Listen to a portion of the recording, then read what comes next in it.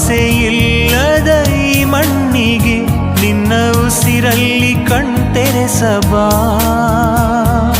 ನಿನ್ನೊಲವು ಇಲ್ಲದ ಈ ಜನತೆಗೆ ನಿನ್ನ ಕ್ಷಮೆ ನೀಡಿ ಕಣ್ಣೊರೆಸಬಾ.